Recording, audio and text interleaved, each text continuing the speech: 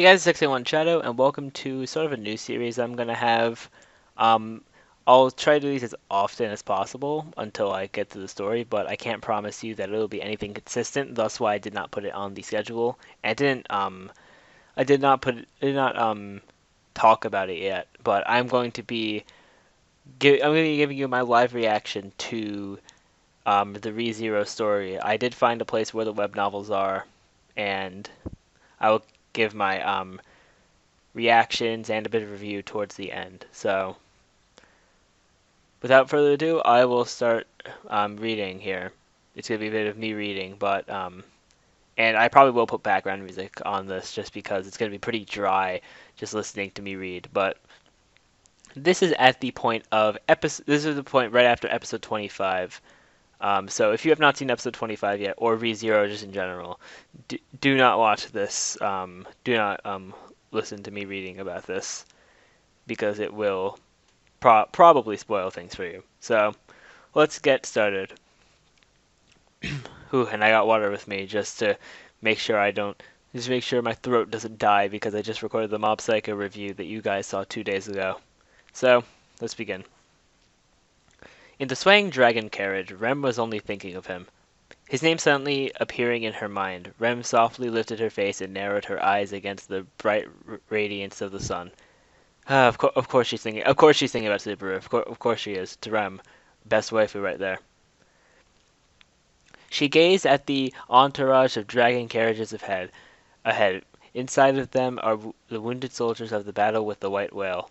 All in all, only their urgent wounds had been treated. Ooh, Jesus. And more than a few of them are still seriously injured.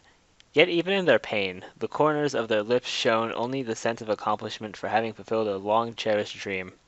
After carrying this dream for so many years, to see it finally realized meant more to them than injury or death. Having achieved what they set out to do, they now ride toward the capital, to their triumphant return. Taking all this into her sight, Rem hated herself for not being able to hold back the pain inside her heart.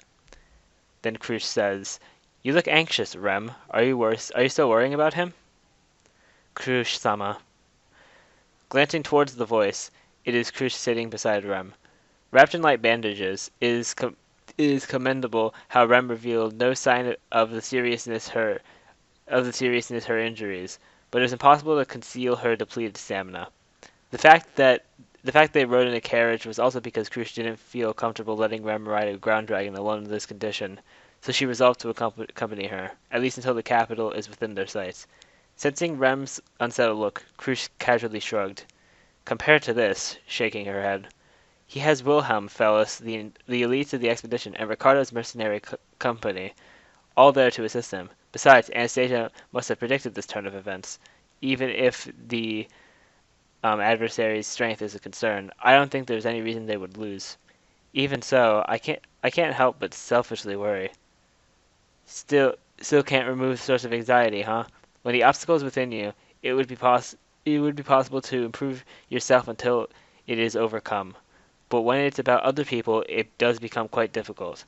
Ah, so I am quite terrible at comforting people after all. My apologies. Sinking Rem, seeing Rem sink deeper into her anxiety, Crush realized she had misspoken and lowered her eyes. But seeing this cold and formal Crush suddenly out of character, the corner of Rem's lips couldn't help but curl into a smile. That's nice. Oh, that's pretty interesting. But I like how we're getting I love how we're getting interaction between Crush and Rem. That's a nice thing to see. And that's good, seeing this. Crush nodded contently. Natsuki Subaru said it before. A smile suits Rem better, doesn't it? Even though it sounded like it came out of nowhere. It wasn't an entirely stupid thing to say. Crush-sama, you know when you smile you give off a completely different impression. Usually stern, yet once you smile you become... People do say that. I can't say I'm not angry about it, because I don't smile for no reason in front of people. I guess I am becoming rather unlovable. Rem wasn't sure whether to take that as a joke, but seeing Crush's gentle smile, her lips opened into a smile as well. Courageous and proud to Rem, who has always been lacking confidence, Crush was an ideal woman. But of course, in Rem's heart, the highest honor was reserved for none other than her older sister, Ram. Ahead of their path is the witch's colt. Even though it's more or less expected considering Emilia's identity, until we know more about them, caution is necessary. Natsuki Subaru realizes this, but surely Lord Mathers has a plan as well? The depth of my master's mind, Rem couldn't possibly know. Even if you asked me, I wouldn't be able to say. That's harsh. Now that we're allies, after all, a little information slipping around wouldn't be too bad. Perhaps it was to distract Rem from sinking into negative thoughts again. Indeed, it was thanks to Krush that Rem wasn't left alone to sink into her worries.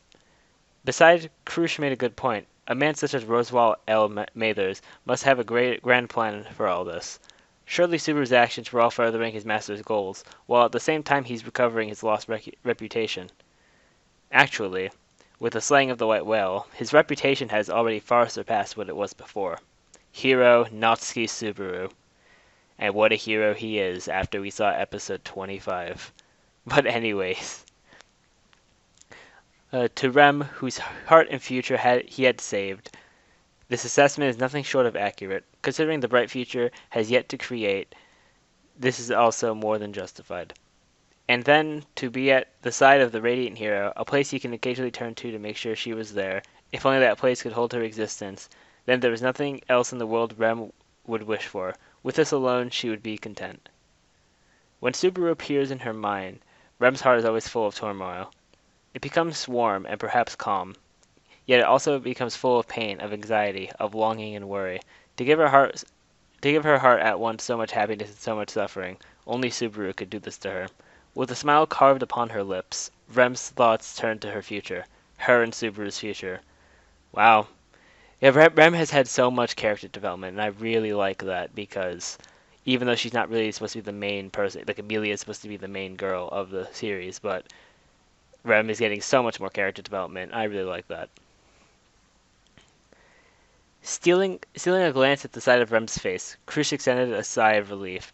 Caressing the scabbard of her night sword with her fingers, her eyes stared in silence into the road ahead. Her thoughts were of the long path to the capital. Krush squinted her eyelids. The same instant Rem heard a noise and raised her hand. Okay, that was a noise. Okay, cool. I don't know how this translator does these yet because it's the first time I'm reading for him. But what Krush's eyes captured was something off about the dragon carriage up ahead. The noise Rem heard came from the same direction. In fact, both clues were leading to the same conclusion. In Krush's eyes, the dragon carriage disintegrated. Oh wow, I don't know why. That's crazy. The prelude to collapse. The prelude to collapse echoes like the sound of raindrops. A mist of blood sprayed out. The image of the dragon carriage in front of them all of a sudden transformed into a pitiful blur. The ground dragon, the carriage, and all the wind inside were completely uprooted and then shattered mercilessly by overwhelming devastation. Enemy attack! Her astonished throat delayed only an instant before Krush bellowed out the rally call. With Krush at the helm, the surrounding dragon carriages sensed the crisis and readied for battle. Rem, pushing away all sensation of injury and exhaustion, with her morning star in hand, stood up at once. On the other side of the blood mist was an upright shadow of a man. Who is that man, now burning into her sight, standing in the middle of the road? Without weapon, without armor, without fear, without compassion or malice or intent. Crush over him! Krush's command came roaring from the driver's platform. Hearing the command, the night driver stretched the reins in acknowledgement. With a cry, the ground dragon led the carriage charging, with a momentum capable of shredding any large animal coming into contact. Without devastation from the mark, it was a head-on collision to the upright figure.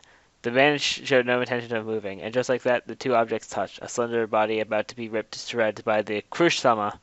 With this cry, Rem picked up Krush by the waist and flew off the side of the carriage. There was no time to reach for the driver. Rem landed biting her lip, thinking this, and then right after. Oh, really? I want to give up. I didn't even do anything and someone wants to crush me to death. Really? That isn't what people should be doing. I don't think so. He spoke with the relaxed demeanor of a man leisurely walking into a park, or basking in the sun, or some such situation. If it weren't for the shattered debris of what used to be the dragon carriage, Rem would not have found this scene to be so bizarrely horrifying. No matter how you look at it, the man didn't seem anything out of the ordinary. His body was long and slender, and the neat white hair was neither long nor short, nor particularly odd. His black clothes were neither flamboyant nor shabby, and his face was not eye-catching at all. He looked so very ordinary that perhaps no matter where you put him he would not seem out of place. Then if you met him on the street you'd forget him within 10 seconds. But the fact is, upon coming into contact with this man, the ground dragon was ripped in two, its feet still in the mid-stride, and then, along with the driver and carriage, shattered into countless indiscernible pieces. Wow. That's crazy. Alright. The most frightening part is, though Rem never looked away, all she saw was the man merely standing there. Not doing anything, just standing there. The man survived the collision with the charging dragon carriage, and still stands there as if it was nothing. Thank you, Rem, for saving me, but it seems the situation hasn't improved. Still being carried in Rem's arms, Crush thanked her, stood back up, and at the same instant drew her knight's sword from its shelf.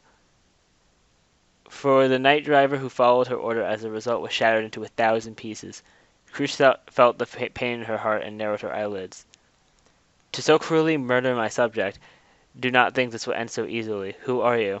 With her naked blade gleaming with the intent to kill, she threw these words at the man. Taking these words, the man touched his chin and began nodding as if he understood. Ah, I see, right. You don't know about me, but I know about you. The whole capital, actually the whole country, you are quite the topic of conversation right now. You are a candidate for next king, after all. Even I, so out of touch with the world, can imagine what a great burden. Idle talk ends now. Answer my question, or the next time I shall slay you. That's really extreme. But then you wouldn't be able to run a country otherwise. Yet this sentiment, I really don't understand it one bit. This desire to wear a crown, and take up all the responsibilities. How can anyone understand it? Even though I don't understand, I won't disagree with you. I'm not so arrogant as that. Not one bit, unlike you. And then, as I said, that was the last chance. As Crush coldly pronounced these words, her arm swung out a blade of wind. Crush's wind magic combined with swordsmanship unleashes an invisible slash.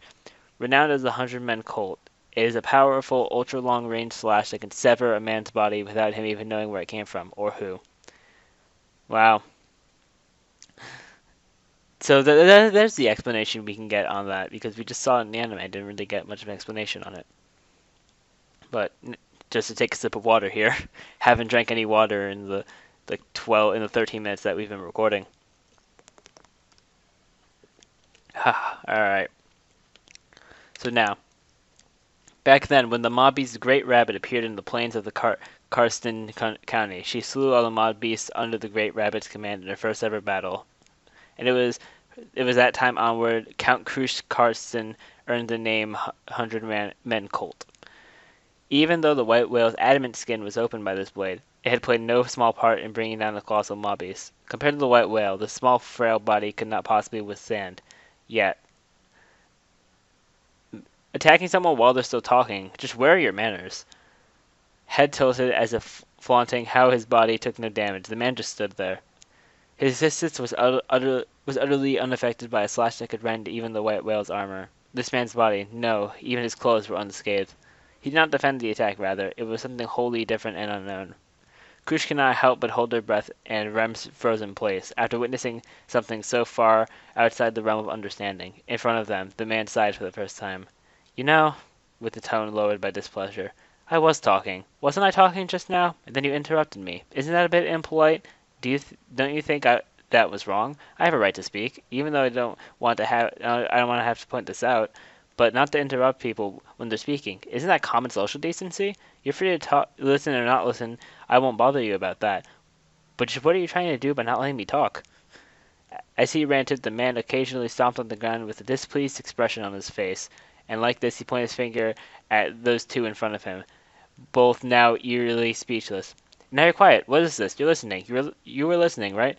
Wasn't I asking you something? That. Then give me some kind of reply. It should be like that, right? You won't even do that? Don't even want to? Freedom. That's your freedom. You see me ranting and want to kill me. Then when I ask you a question, you ignore me like I'm the wind. So it's like that, is it? Well, you're free to do that. Alright, let's just say it's like that. But then, what's that supposed to mean? Seeing the two standing silently in front of him, bracing for an attack, he tilted his head to stare at them with sharp eyes, and with a smothered voice. You're disregarding my right, one of my only few possessions, right? Just as the chill ran up Rem's back, the man took a step forward. His drooping arm lifted, creating a small gust of wind. Then, on the same line as the motion of his arm, the earth, the air, and the world parted in two. Round and round, Crush's severed left shoulder flew into the air. Wait, what is happening? Still grasping onto the shelf of a knight's sword, the arm dropped down in a spray of blood. Crush, blown off her feet by the impact, fell to the ground, convulsing in pain and mass loss of blood. Crush-sama. Stunned for a few seconds, Rem rushed to the side of the fallen Crush. She placed her hands on Crush's wound with the final remnant of her mana, applied all her power to stop the bleeding. Crush's shoulder flowed bright crimson. The flesh, bones, nerves, and arteries were all perfectly severed. A clean and masterful attack. Rem sighed with a rather inappropriate admiration. Fellas, oh, you? Under Rem's healing arms, Crush looked on with unfocused eyes, muttering indiscernibly, and, with her remaining right arm grasped tightly onto Rem's knee, proof that she still possessed the strength to live. Alright, so that was pretty crazy. They ran into this guy, and then he just almost kills Crush because Crush just attacks it because he seems suspicious. That's crazy. But anyways, next time we do a ReZero live reading, it will be for the second part of the of Arc 3 Interlude 2. But anyways, that's going to be it for this one. Thank you all for watching. Remember to rate, comment, subscribe, and share this video. And I'll see you all next time.